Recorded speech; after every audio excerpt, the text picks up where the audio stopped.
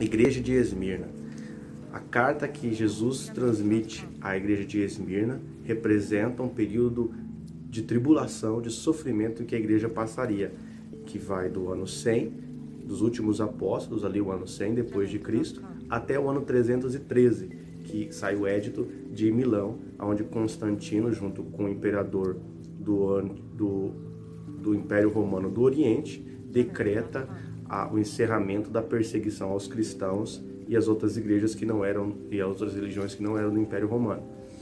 No versículo 9, no versículo 8, na verdade, já chama a igreja de Esmirna. Cristo já identifica a igreja por essa mirra, que é o significado de Esmirna, esse perfume agradável que sobe até o trono de Deus por causa da sua tribulação, sacrifício agradável, simbolizando já todo aqueles rituais do santuário, né? E no versículo 8, ele se identifica com a igreja, coloca: eu sou o primeiro e o último, aquele que morreu, mas vive. Então ele já traz esperança para a igreja, identificando-se com ela.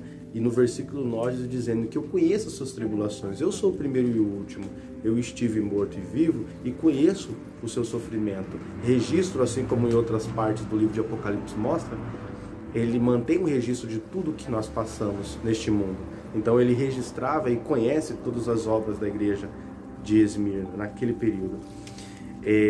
Identifica que ela é pobre, é uma igreja pobre, não tem recursos, ela não ostenta grande riqueza aqui na visão da terra, mas ela é rica para Deus, porque ela tem o seu galardão no céu pela grande tribulação e perseguição que passa aqui. Assim como Jesus disse: bem-aventurados que são perseguidos por minha causa.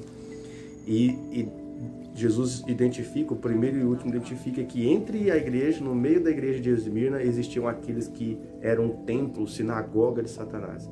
Aqueles que professavam ser cristãos, professavam ser judeus e não viviam como judeus ou como cristãos. Paulo já tinha dito sobre isso, né? O ser israelita de verdade é viver como israelita, não simplesmente ter a linhagem de sangue dentre as tribos de Israel.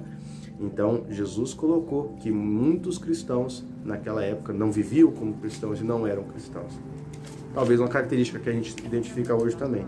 No versículo 10, aí vem Jesus chamando eles para que não temam no momento de provação e que Satanás, aí faz uma profecia, Satanás iria prender a muitos deles, ia colocar à prova a cada um deles. Satanás iria tentá-los e que eles deveriam não temer esse momento, porque ele passou por isso, ele é o que morreu e esteve morto. A gente não pode tirar isso de cena. E depois traz uma profecia mais específica, de 10 dias de tribulação terríveis que a igreja passaria, a igreja de Esmirna. E esses 10 dias, dentro desse período da igreja do ano 100 a 313, a gente identifica na história o ano 303, quando Diocleciano, imperador romano do Ocidente, ele decreta com o objetivo de eliminar a igreja, um édito de Diocleciano, que a gente chama, que vai demolindo igrejas, queimando bíblias, colocando cristãos em anfiteatros, em arenas, para que sejam devorados por feras, para que briguem e sejam massacrados por gladiadores.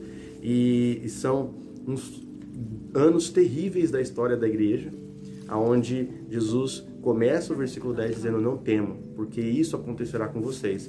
Jesus, ele faz aquilo que ele começou o livro de Apocalipse dizendo: eu revelo as coisas que em breve devem acontecer. E aqui ele revelou esses 10 dias de sofrimento, que encerram com o édito de Diocleciano e encerra essa fase da igreja também.